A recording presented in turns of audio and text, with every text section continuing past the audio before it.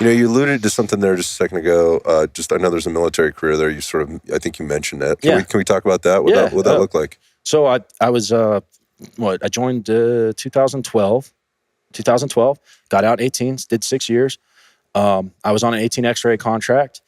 When I was in selection, I didn't make it. I got dropped for my psyche valve. Okay. It was for my interview.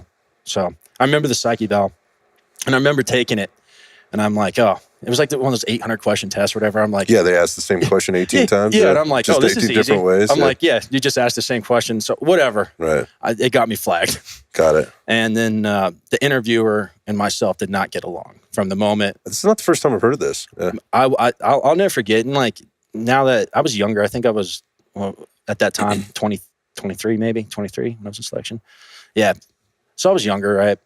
And, cocky, like I knew what I wanted to do. I guess I didn't have the maturity and stuff. But I walked in there and this guy was such a jerk. He like throws down this file with papers and shit. And he was like, you had shitty parenting, like, or whatever. And I'm like, okay.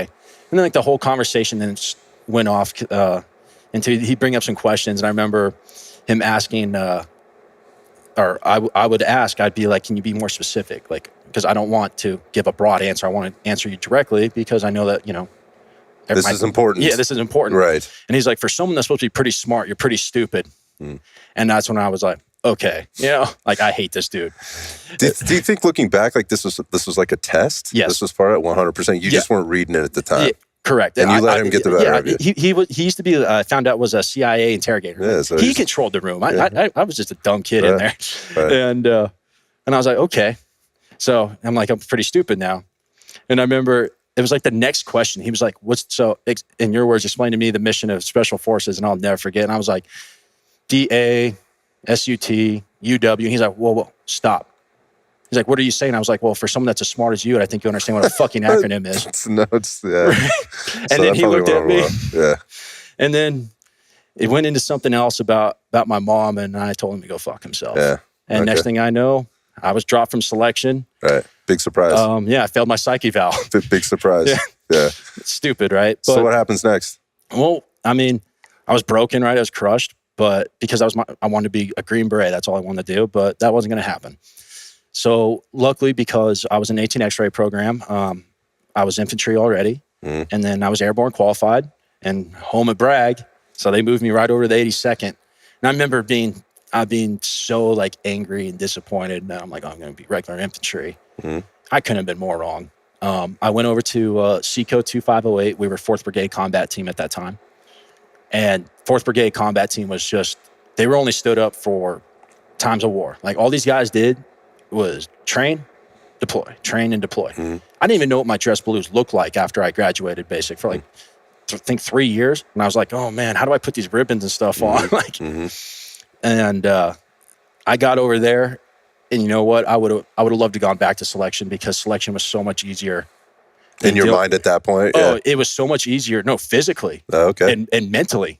Selection was easier than dealing with these freaking NCOs that I had in these. I mean, they were just a bunch of brutal, just killers. I mean, they were professionals at what they did. And it was just, I guess that's where I became a man. They shaped and formed me. And it was a great time. We went to Afghanistan at 13, 14, and then we came back and then we transitioned to 2nd Brigade. And I just had the best friends and the best role models, and I earned my place. And it was like in the military, that's what I love about the military. You know exactly who someone is, you earn your place, but just everyone starts at the same place. They start from nowhere. And it was awesome. I spent all 6 years with Charlie Company 2508. It was great. My mindset completely changed. I was very grateful. I'm like, man, like I love being here. If I could go back and do it again, I probably would have went for Ranger Regiment. But what's like, when I was in there, I didn't want to leave my guys. I didn't want to leave my unit. I've heard this before too. Yeah, and that was the biggest thing. And I'm like, we were very capable infantry unit. And I was like, there's no need for me to leave. But if I could go back and start it all over again, I wouldn't take that 18 X-ray. I would have taken a Ranger contract. Whatever happened. And then, maybe like now, I think within the last 4 or 5 years, I got to the maturity where I should have went to selection then. It's interesting. It is like most things in life. I think a lot of things in life are about timing. Yeah. And just where you're at. It's not that you're not ready. You're just not ready right now. Yeah. Or it's not that it's never going to happen. It's just not happening right now. Or if it's a no for now. It's not a no forever. But you have to go through the journey to figure that part out. Well, I remember the cadre because in the 18 X-ray program, they have was it SOPSI? No, it was SFPC at the time, Special Forces Preparation Course. Okay. But you got SFPC hold, and that's hell. That was literally hell because they got all these, guys candidates that want to be Green Berets, and the cadre's job, these SF dudes, their job is to get you in shape, but they're not nice. They're very mean people. And I remember so it's like 3-day CrossFit workouts, right? So if you've never done CrossFit, you're like, what? 100 burpee pull-ups, right. Or in handstand push-ups. I never did any of that. So it's like, you learn all this stuff, but they would hold us, right? And they'd be like, these exercises aren't stopping until we have 10 quitters. And you're like, and then here you are with all guys that have the same goal and dream as you. Nobody's quitting. And everybody's, oh no, they quit. But everybody's just in shit. Everyone's extremely fit. Yeah, and you're like, fit. Oh no. This is going to go on for a while. This is going to hurt. And then they'd get their quitters, or they'd have so many heat strokes, and then they'd quit. No, it was by awful. Default. Yeah, no, my worst experience that ruined me for life, I still fight this to this day, was we had one of our cadre take us for a run in June. But we had to wear full summer PTs, and then we had to wear full winter PTs. So beanie, glove, everything in the middle of freaking June. And it was like an 8-mile run. I had heat stroke like 4 miles into it. And I remember we were doing buddy carries up this hill. It was down a power line road. And it was just, hey, here's a hill. We can have guys do buddy carries up it. And we're doing buddy carries. And I remember just kind of like waking up. The lights went out, yeah. Yeah, just kind of like waking up, and I see this cadre screaming at me. I see him. I don't hear him because I don't know what's going on. And I see this guy looking at me. He's all worried. And I see people carrying him up, so I just grabbed him, and I continued carrying him up the hill. I'm like, I assume this is what I'm supposed to be doing. And then we start running back because that was the turnaround point after that. And I collapsed again. But one of my best friends, Jake Whitworth, he stayed back. We were together, and he picked me up. And at this time, my vision was gone. I'm seeing black and white. Everything's cramped. I'm in excruciating pain. And he's like, dude, if you want to make it, you got to keep running, So end up running, continue running, make it back.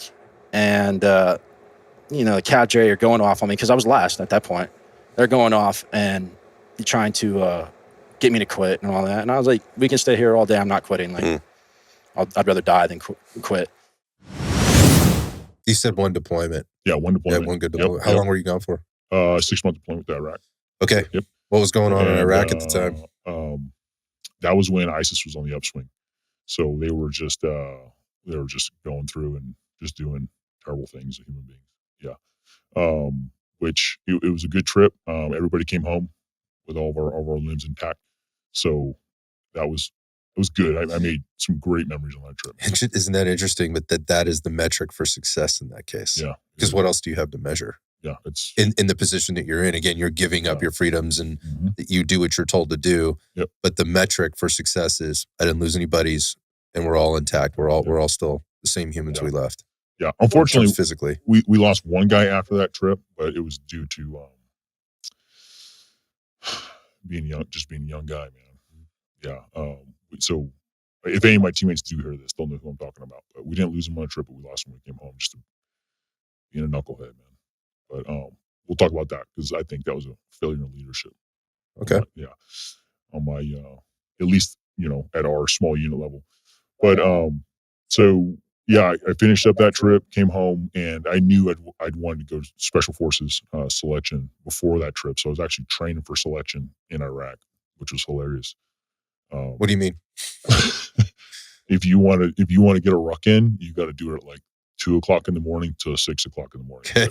Because by 7, It's like 150 degrees. Yeah. It's like, what are you doing to yourself? So, there was a pretty slippery slope as far as my training schedule was, like, to balance work, team, training your guys, and then like, all right, I got my program says I got to get a 10-mile in, so guess I'm waking up at 1. Let's talk about the program for a second. Yeah. Right. So let's talk about the programming. Like, obviously, anybody that's going in through one of these processes, they know there's going to be there's obviously a massive physical component to it, and I've had a lot of discussions with a lot of really great coaches or people that have been part of this process, and they talk about a 1 to 2 year preparation to get ready for this. Minimum. Yeah, and you're talking about doing this while being deployed, and a lot of folks will just kind of latch on to some program they heard about from somewhere in some, whether it's on social media or they heard that this guy or this ex guy that used to do what you want to do, put out this program and whatever else. Where did you come into that process? Yeah, good question. And this is where a lot of guys get it wrong. Because they'll program hop, right? Which don't get me started. Oh, right. Because that's been a huge topic of conversation. I'm gonna start breaking shit. Like, the worst thing the best thing we're good at is like, oh, it just doesn't do it for me anymore. I'm gonna feelings. How do you know it didn't do it for you? You didn't finish it. Fuck. So, anyways, at the time I was paying for programming. I think I was so diligent in that it was twofold. I had more on the line than the average. Like, I had somebody I couldn't do this twice. You know what I mean? Like, go to selection and fail and come back. Go to selection, like, be broken. Like, I have an employer that wants me to come back to work. I had like a mortgage, a wife. Like, I had big life responsibilities where I couldn't just go, oh, well, I'll just do this program and hopefully it works. And like, I didn't want to go and survive. I wanted to thrive. Interesting. So that, and I think my whole life, I just had like an unhealthy obsession with the details. Okay. Using that quote from somebody else, but like, in this line of work, it really helps. Yeah, in your personal life, it's terrible. It might be a character flaw. Otherwise, in this case, it's a feather in the cap. It'll make a wife, an ex-wife, really quick. But but like, in this line of work, it's like, oh yeah, everything's good because I know you're squared away. It's in the details, right? You're squared away. So, again, though, I think a lot of guys will do a half-ass program because they'll maybe, oh, I failed because they blamed it on the program was overtrained me. Like, well, like, did you research who wrote it? How many guys have they gone through selection? What selection have they been through that selection? Like, dude, people don't want to do the work anymore. This goes back to where we started with this. Yeah. And where, like, you listen to guys like, you can hear Andy Stump talk about going to Buds. There's nothing on the internet. Internet wasn't a thing. There's a book. And the guy didn't talk about, like, so now there's so much information out there. I think it's like paralysis by analysis. Guys are trying to game Buds. Guys are trying to game selection, Buds, like the whatever course you want to go to. It's like, what if you just put your head down, showed up, and went to work?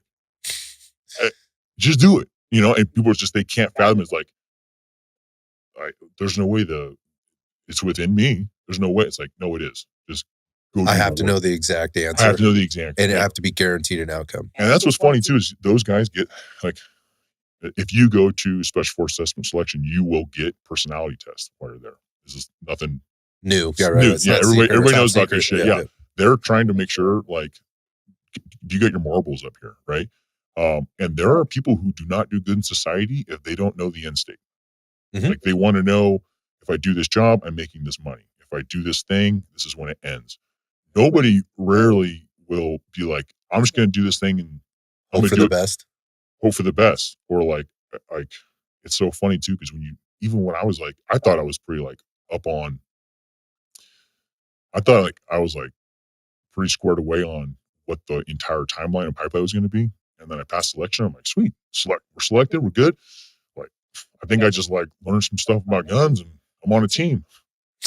The Q course was like, hasn't even started yet. No, like, I look back and like, selection is like a drop in the bucket. The qualification course on the Special Forces side is it's a bear. That's what we hear. It's like times 100. So in my mind, like, I thought, oh, we're good. So like, looking back on that, you don't know what you don't know. Mm-hmm. Sometimes, and I think ignorance is bliss sometimes, but like, there's things you can control within yourself, like your mental and physical preparation. Control that, stay within those, and just keep showing up until they tell you not to show up anymore. And people don't want to do that anymore. People are like, yeah, but. I'm like, no, yeah, but. Just be crazy enough. I don't know if you want to call it crazy or just like, don't care. Just show up and work. Yeah, it's relentlessly committed. It's obsessive, Yes. right? Like, there's nothing wrong with that. There's nothing wrong with that. And people, I was having this conversation with somebody like 2 weeks ago, and they're like, I don't know if obsessive is the best word. I'm like, if you obsess, I'm going to do this thing and nothing will stop me. You'll make the correct adjustments to get You'll make the adjustments when you get that. So like, people don't. Well, they don't want to do it. I think if people can't hang, then they'll drop out. Yeah. I use them quite frequently too. It's one of my favorite words. Coming back to the people of being obsessive, committing to something, sticking through it to the end. I think, particularly in the younger generations, and I'm an old guy now, so I understand how this comes across to the young guy or the young people, and that's it's just the old man in him, and it was always harder in the past. The newer guys always have it easier. Mm-hmm. It's not what I'm saying. But what I am saying is there's a lot of fucking participation trophies out there. Yeah. And you don't have to commit to anything to get a participation trophy. Yeah, you just got to show up. You don't have to obsess over it. In some cases, you don't even have to show up, right? You can still get a participation trophy if you were just kind of around. And I think that speaks to kind of what you were just saying right there, and why a lot of people just aren't cut out for doing hard things because they weren't conditioned to do hard things at any point in their life. But coming back to the programming piece and just getting fit, you were planning on going to selection, so you knew you had to put in work, and you were doing it on deployment, which is tough, or could be tough with all the things you're trying to balance. Ever been hit? Yeah. Can we talk about that? Sure. What happened? So that's a good one to talk about because there's different views of it. And this is it's a police cultural view where some of the guys were like, you shouldn't have done that. Mm-hmm. And other guys are like, absolutely. That's why I'm asking, because it leads to another question later. So the dude, he was a felon, wanted for cheesy felony stuff.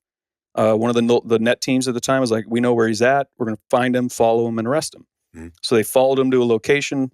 They're setting up on him. He spots them at a restaurant drive-thru, sees them, and he's like, this ain't happening. So he floors it and starts firing out of his truck at him. And they return fire, and then it was a big pursuit. So, excuse me. They go to arrest him. He's like, he refuses to be arrested, takes off. Big surprise. They chase him, 100% like, go get him. So they're in a patrol pursuit of this guy. We get notified of it. We're listening. I'm like, well, let's go to that. So we start heading up the freeway, get ahead of him and intercept that police pursuit, and then take it over for what we would call like attack surveillance. Like, we are taking it over with aircraft support and unmarks. And then everybody else needs to push out and start containing. Sounds like the best kind of situation that could happen, right? It's you got all the resources, you've got plenty of communication. It's not chaos. Got all guys that work together going after or trying to tackle a I think that would be the intent. Right. The intent is like, this is mobile, this is dangerous. Get him to stop. Okay. Not by whatever means necessary, but hopefully he just stops the car and chooses, his vote is that I'm no longer going to be felonious, and he de-escalates the situation on his own. Mm-hmm. But he continued doing what he was doing. We eventually got one tire popped on, and this is a very big lifted truck. We got one tire popped on it, and I'm behind him about a quarter mile, half mile. I see I'm pretty sure I got one. So I punch it and I start catching up to him as he pulls up to a red light with a bunch of cars sitting at it. And I'm like, he's going to carjack somebody. He's going to do this and that. These are the decision processes he's probably going to go through. I'm ready to deal with it in this way. I have my, not plan, but these are the reactions I'm going to do to whatever he does. Mm-hmm. If he stays in the cars, goes mobile, I'll continue that. If he gets out and tries to carjack somebody, I will confront him. And whatever that ends up being is going to be his vote, right? As I'm pulling up, he has the door cracked open. So this is where everybody's like, we should have stopped up on a felony stop, but he's in traffic with other cars.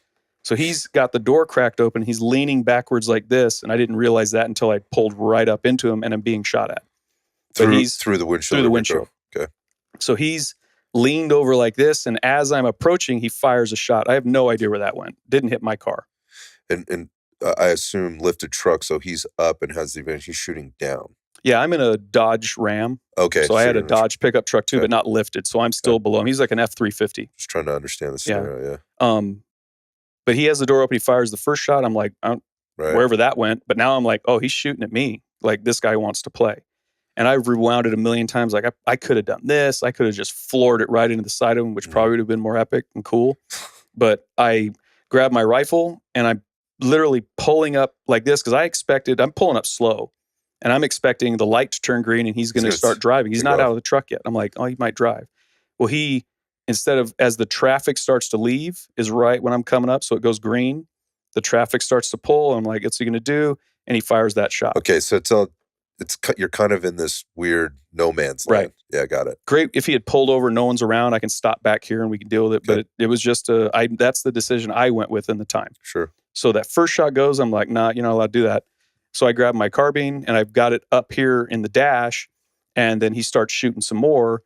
So I just, instead of hitting his car, instead of doing anything else, the decision I went with at the time was put my foot on the brake and pull right up next to him and shoot him.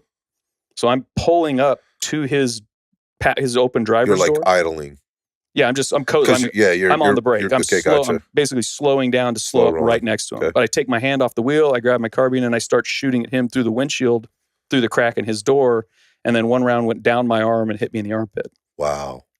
And it actually hit the antenna of my radio in my vest, in my jump vest.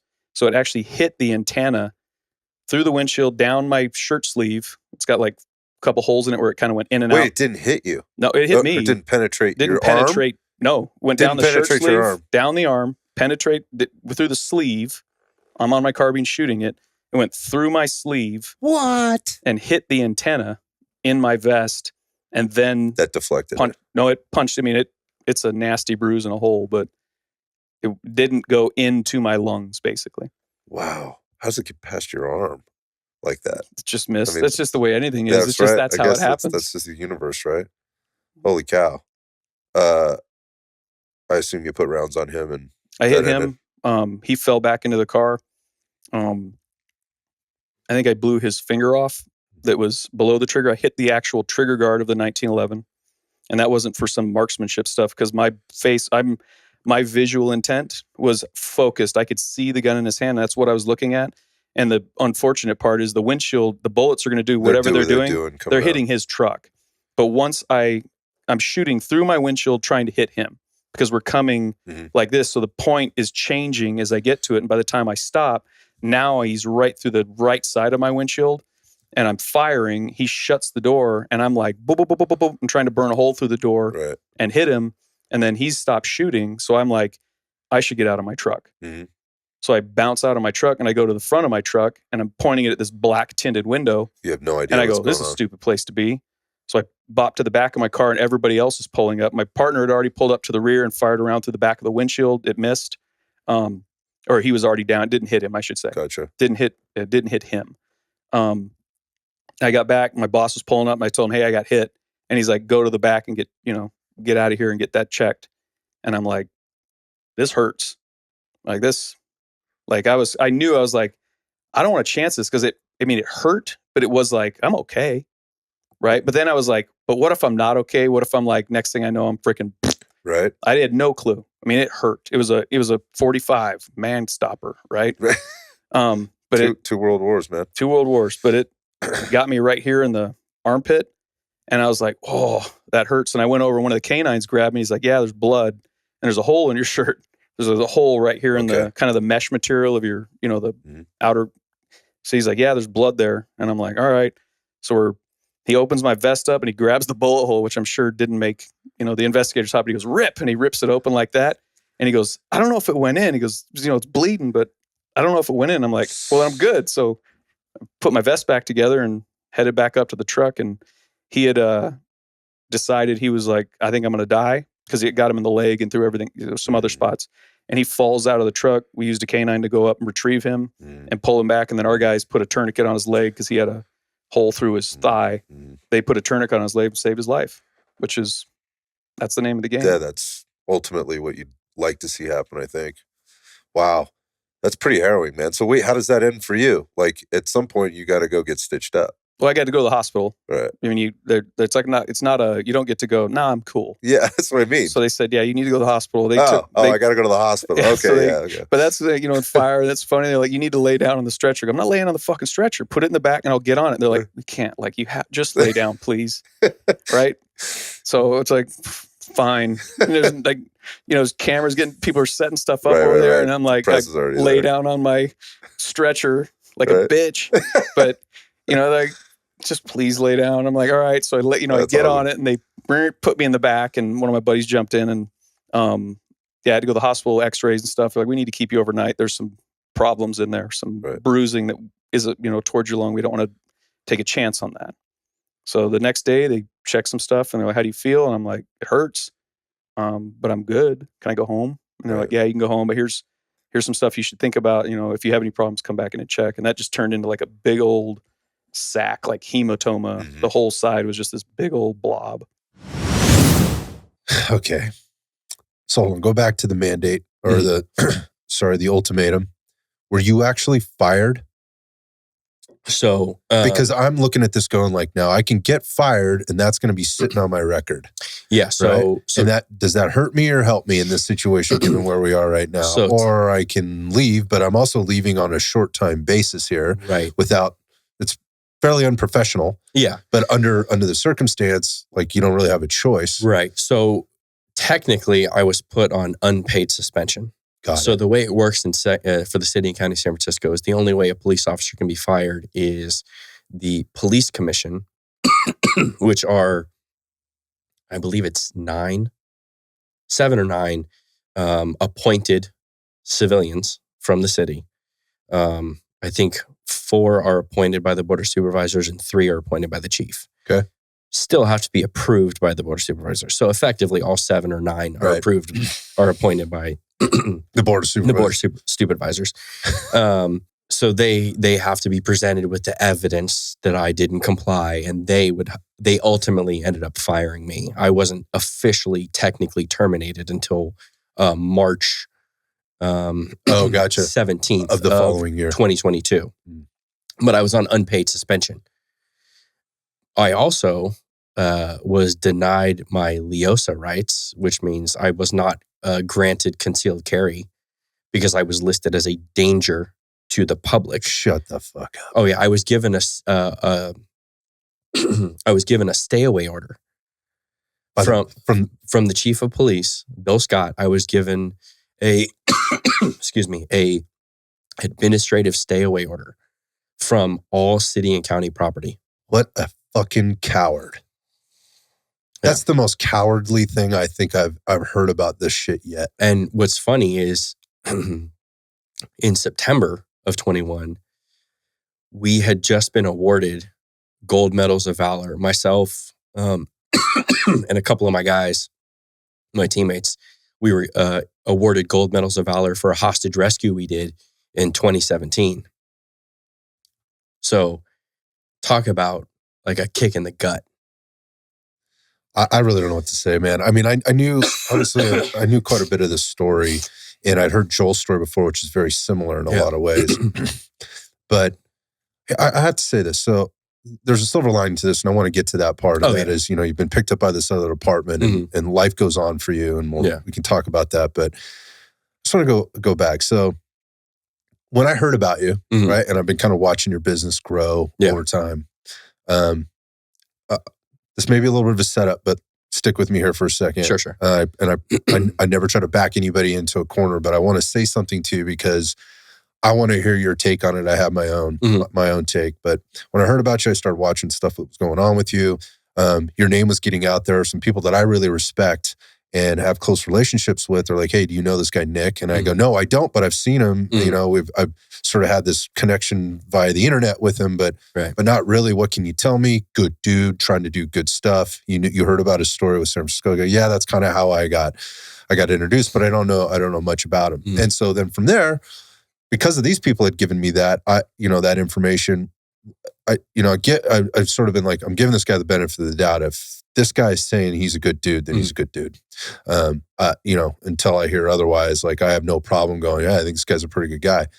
So in my adventures and trainings and things like that, things had come up and I'd talk to people that are around, let's just say, the area, specifically that may have worked for San Francisco at some level, not necessarily on the team or anywhere else. And I curiously, what are their takes? Right. Because these are people I don't know. Hey, have you heard about, Saber Tactics? Do you know about that guy? Do you know about this? Yeah. That's Nick. I go, cool. What do you know? Have you ever trained with him before? Well, I know about him from this thing. And that's not what I asked. Have you ever trained with him before? No, I never trained with him before. Okay, well, what have you heard? Well, yeah, I heard he left the department. I heard he's a pretty angry guy.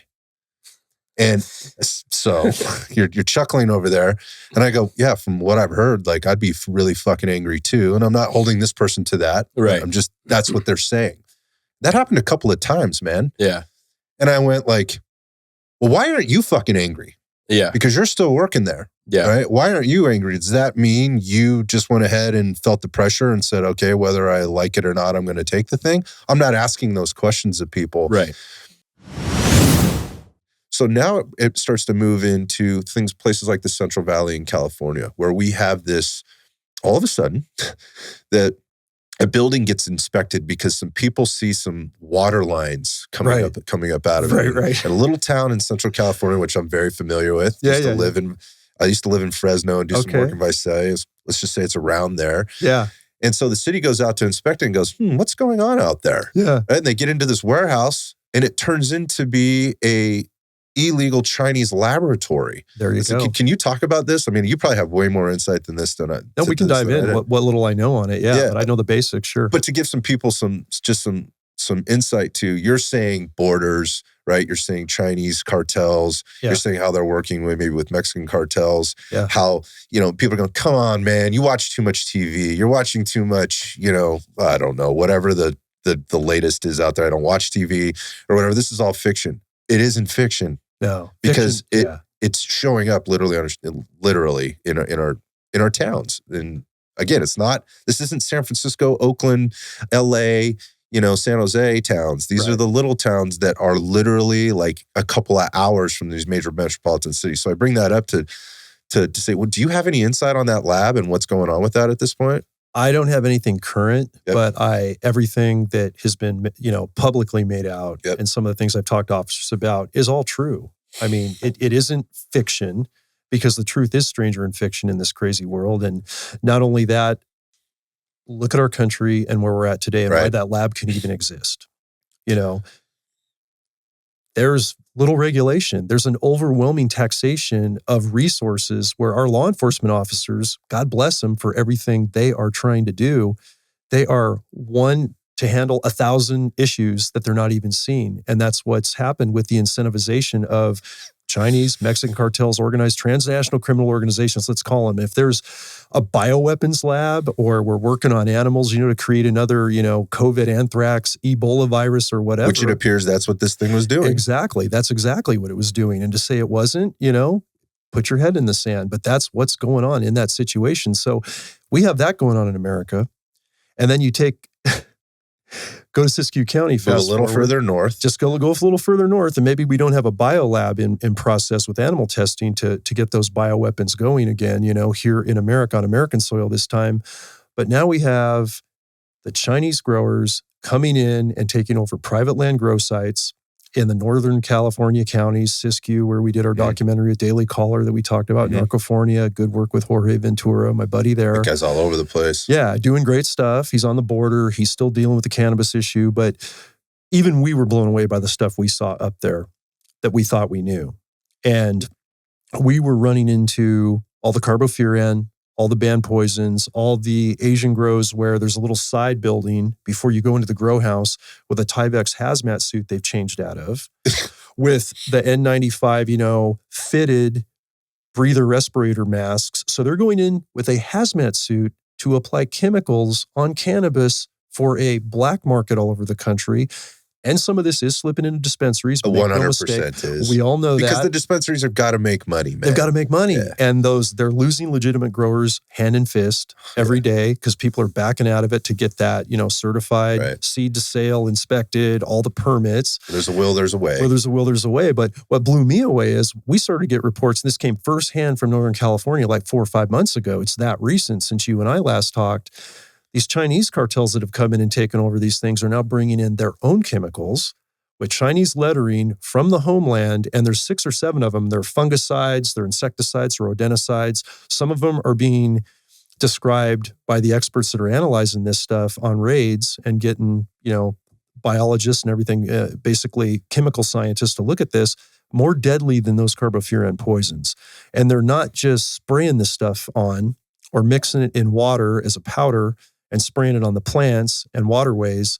They're actually putting it in an empty paint can or another container, mixing it up and lighting it on fire as a smudge pot to have a smoke aroma to basically contaminate a whole. How are you going to get a chemical on a product any better than burning it to actually have an aroma vapor of smoke? That's what they're doing. And using these chemical suits, and this stuff is everywhere. Obviously, it's on machinery, it's on water lines, it's all over plants. And that's what our black market cannabis is seeing right now. And in Siskiyou County, it was residents that are downwind of this stuff going into emergency rooms with breathing problems. Growers allegedly showing up, that didn't have the right suit on, or there was a hole in the hazmat suit. Who knows what's going on there? That we're treating in our hospital. That we're being treated in the hospital miles and miles away. We know this to be true. And then DEA informs me, and I get to see those chemicals and what they're seeing in Southern California. And that made it into congressional testimony because now DEA had photos of this in, indoor and private land, rural grow sites. Just change the counties, you're seeing the same thing. And you talk about these military-age Chinese males coming up with passports, getting shuttled across by the cartels in cahoots, just like the flooding of all the other crimes going on. And it's not only in California, but we're looking at 5 other states as well. That's nasty, nasty stuff. These guys know how deadly it is. They're actually bringing their own chemicals from China because that's how incentivized and how easy they can get over here to make billions of those cash dollars at the expense of our people, not only on the crime issue, but poisoning, what's going to happen with respiratory deaths or illnesses based on what we're seeing with this new chemical and a new level that have kind of escalated the problem in the chaos right now of border control and everything we're looking at. And that's just one example. And then you talk about this bioweapons lab and testing on animals in the Central Valley, where I've done a ton of work as well. And absolutely, no doubt that right now, easy to do. It's all connected. It's all connected. What blew me away about that is that when they started the media started to dig into this, that's where it started. The media got a hold of it. And that part of it is how much money they had received in COVID relief funding. For an illegal business, right? That quote unquote didn't exist, but was owned, and there were multiple entities on this, basically this list of businesses that this Chinese company had owned, and they had received millions of dollars in financial aid. Basically, like the rest of us small businesses were scrambling to keep our businesses open. My gym was closed for a year.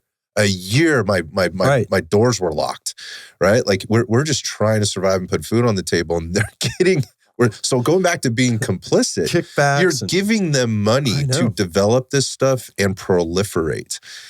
And still there's no answers on this. Still, there's no answers on this from the government. Nobody has come forward. There is an assemblyman who's in Congress now. His name's Kevin Kiley. He's been really vocal on this about like, hey, well, I'm not letting this go. He's kind of been a pit bull on this, just in terms of kind of trying to update. Someone's got to. But to your point, there are so many things going on. It can easily be missed when you're dealing with the totality of all of it. And again, people are like, like you're picking on one group, or you're only talking about the chemically tainted cannabis, and now we're getting into something else. I don't think people understand how to connect the dots. Right. It goes back to the human trafficking piece, and I was talking about this vertical model. Well, these are multi-billion dollar businesses. It takes people to make those things happen, and it takes a lot of really bad people. but it also just takes people that are trying to survive, right? And some of those people that are just trying to survive may have unknowingly found themselves in this business by trying to make a better life in the United States of America and coming across the border and paying somebody to do that. And the next thing you know, they're basically slaves, and they're doing work that they have to do to keep their family safe. And this is what isn't being addressed, man. And going back to, you were talking about the movie that came out, last summer, and how that was very much downplayed, and people didn't want that. It took 5 years for them to even get it into the movie theater. Right. I had lots to say about that movie, and it inspired a podcast that I had with the guy that we can talk about a little bit. But my point of this is in saying all this is, people are burying their heads in the sand, maybe out of ignorance, or just like, this is too much for me. Like you said, like, I just can't, they don't have the bandwidth.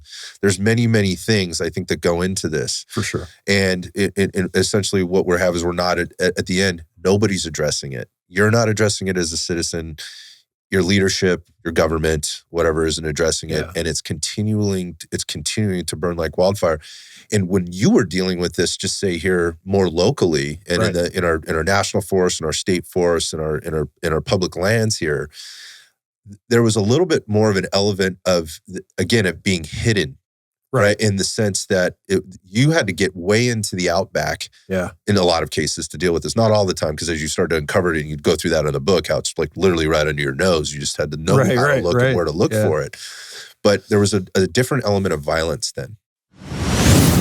So let's talk about the world of active shooter response, active threat response, as it relates to more of the civilian, or even, and we could get into like, it's still civilian, but like corporate communities. What's that world like, man? So there's a lot out there. There's a lot of people out there trying to, like you said, capitalize on this, which is good. At least the word is getting out there, right? At least they're teaching something. For me, because I've sat through some of these courses, and I have just about every civilian and law enforcement active shooter instructor course. I have pretty much anything you can get, right? But it's interesting to me seeing a realtor or somebody that owns their own small business becoming an instructor in these things, instead of people that have actually responded to these things and know how a law enforcement is going to respond and have seen actual violence. They do a good job. They do what they can. And I would rather have a bunch of people out there teaching people something to do than not, right? So there are some good companies out there. There's some other companies that are just out there to get a quick buck and get out. But at least they're doing something.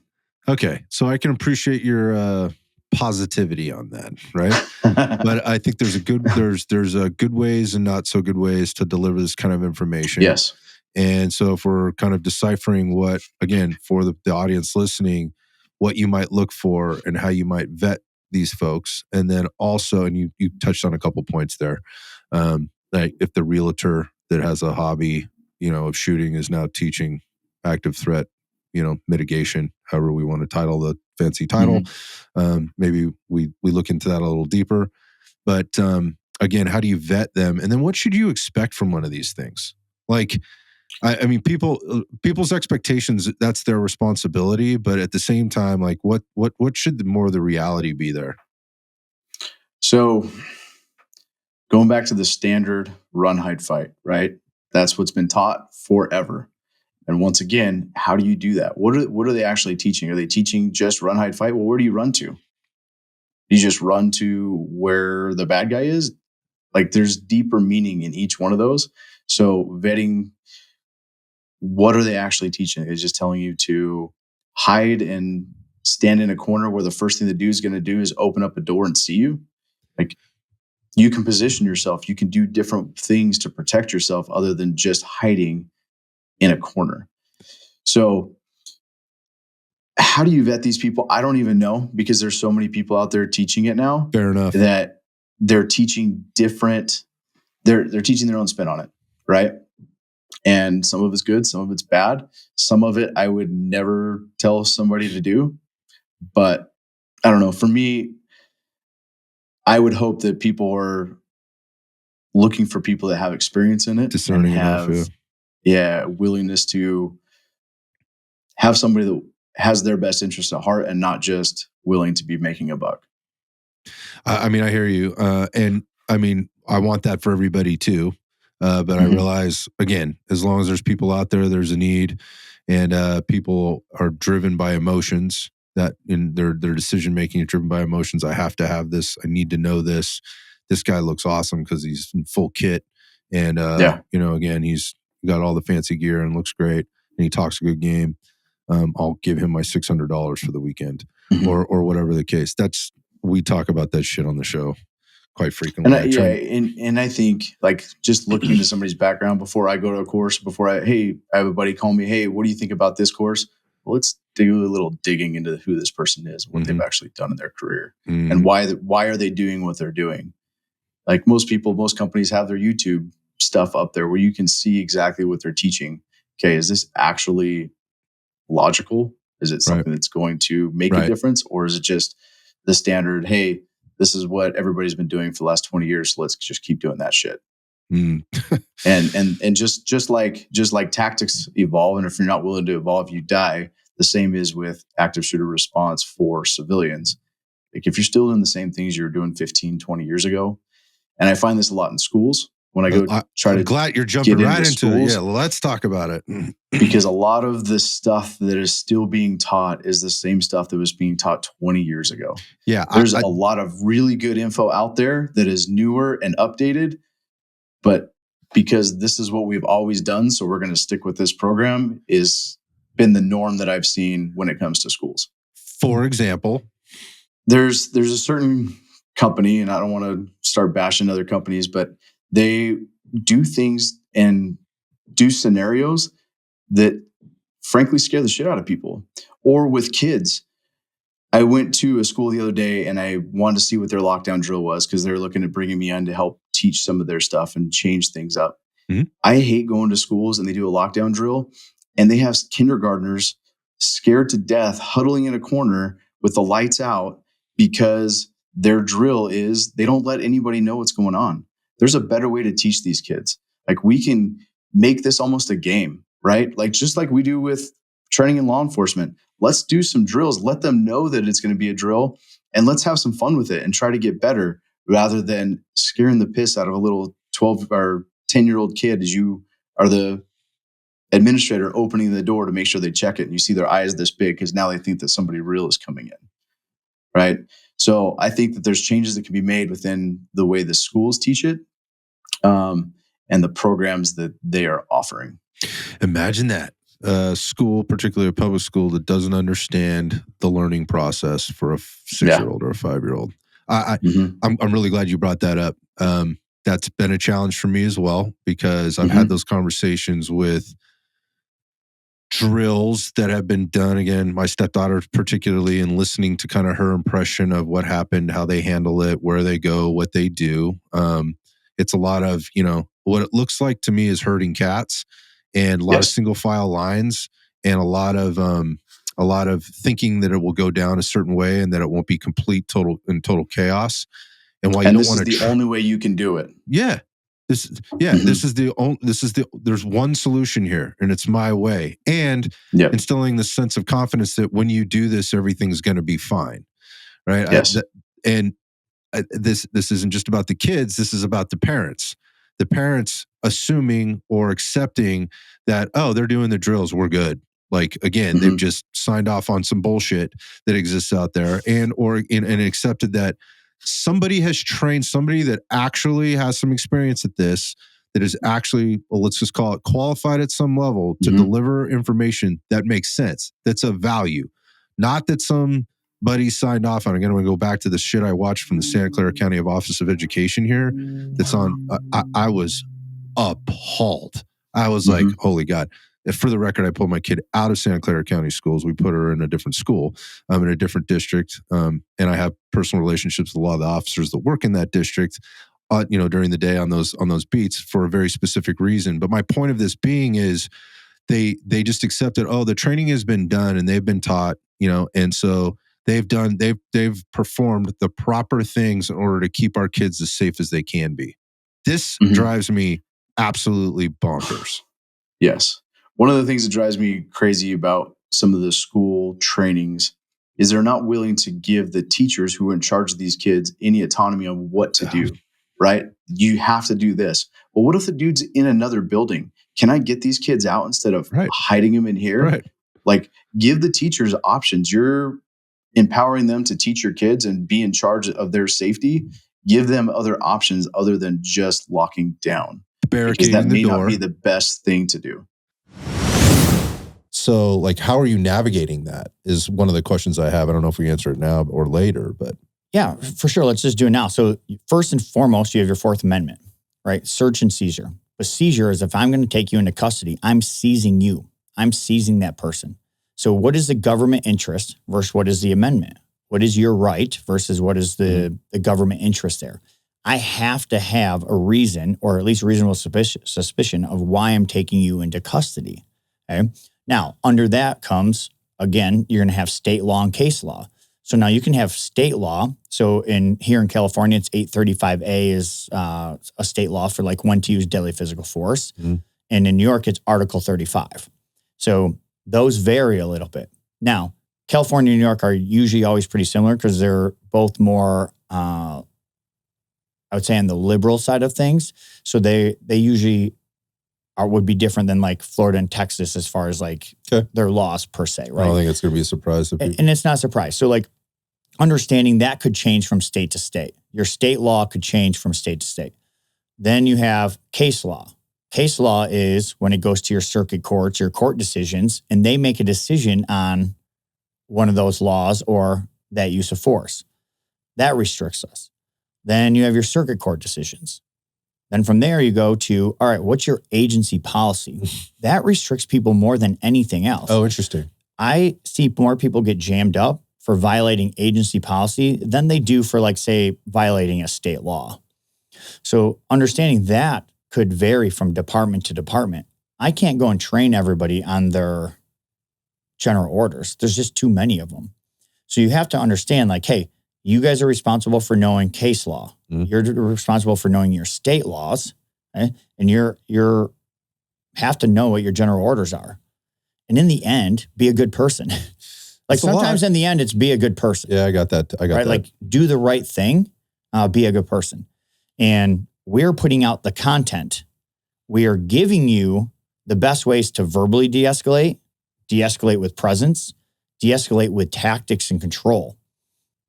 There's a big misunderstanding that de-escalation is only verbal. But listen, if you and I are having a conversation, and whether it's the cop or the bad guy or the suspect that chooses not to verbally de-escalate. It's an agreement. It's an agreement. And that doesn't always happen. Right. We can try. We should try. But there's sometimes where we don't come in at the verbal de-escalation level. We may come in and it's automatically at the deadly physical force, or it's at a higher level. Mm-hmm. And we don't have that verbal de-escalation. But we got to continue that dialogue and that narrative with these people as well. Verbal commands is super important to what we do. And we train. We make it specific that you guys need to train your verbal commands when you're doing this, because that is super important. Yes, you have a body cam on, but your body cam at the angle it's not like one of these cool GoPro. Right, where you're picking it all up, yeah. No, it's one angle. It's an electronic device. It has no feelings.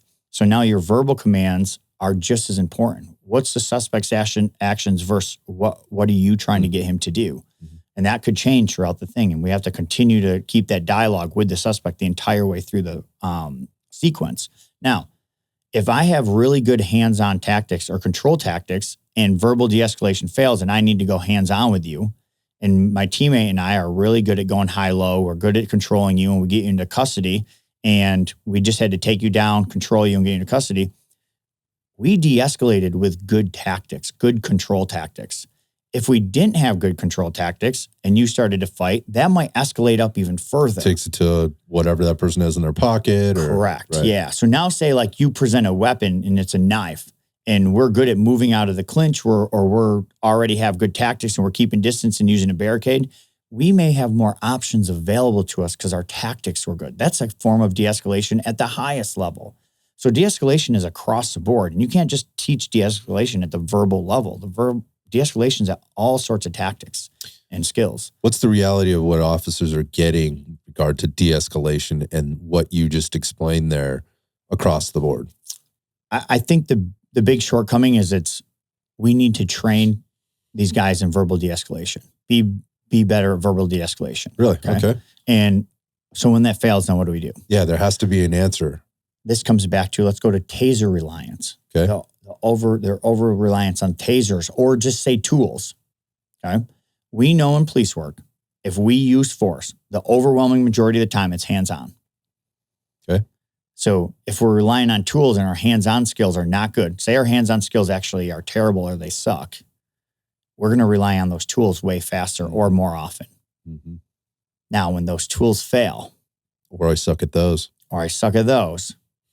then I might escalate faster to deadly physical force than I would if I had good tactics below that. Right? So understanding they all go hand in hand. But in our profession, we should not be tool dependent. We should be hands-on skills dependent, and then our tools support those skills. Gotcha.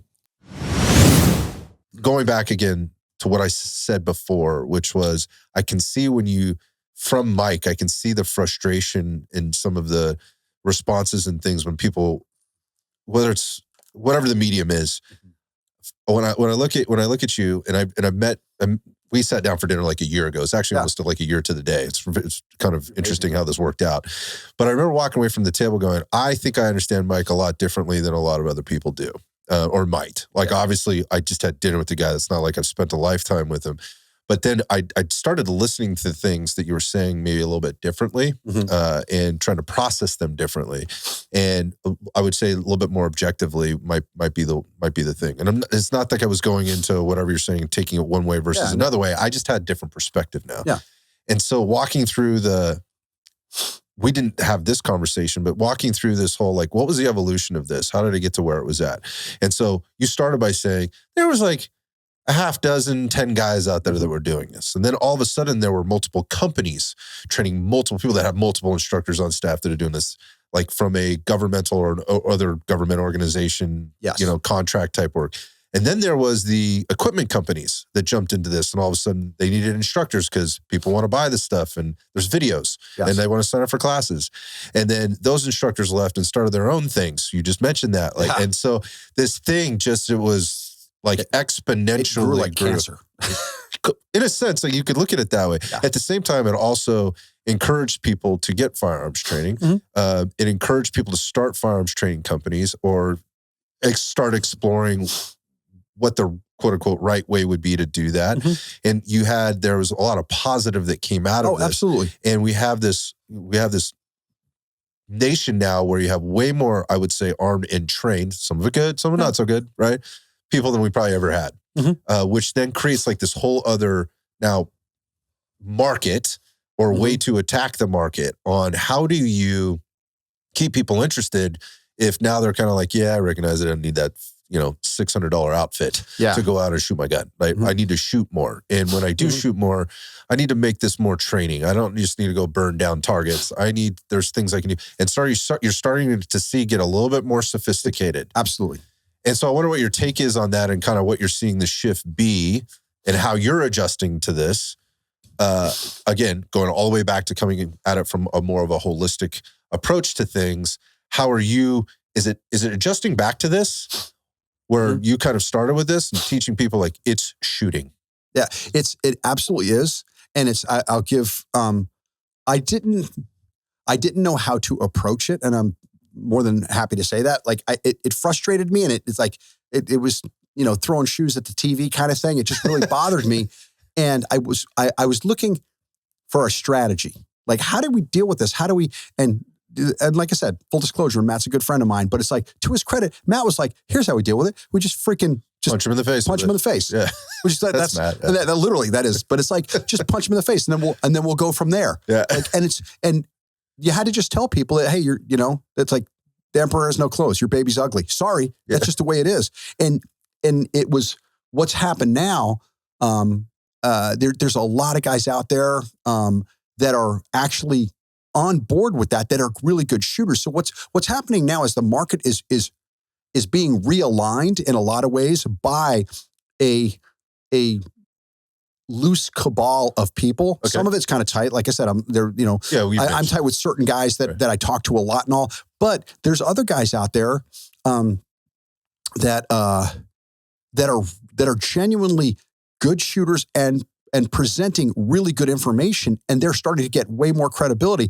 And the hucksters and the one trick wonders that I have this one thing that I do, all of a sudden people are starting to see them for who they are. That said, there's a psychology of social media that is a huge, it's a huge impediment to that. It has to do with the way that you present information. Okay, people want to feel good about themselves, and people present information to get you to feel good about yourself. Okay, now people want to be part of things. Just from the psychology part of it, people want to be part of things that people are already part of. Sure. They want to be part of the club. Yeah. So when you start showing classes, routinely showing classes with 28 people in them.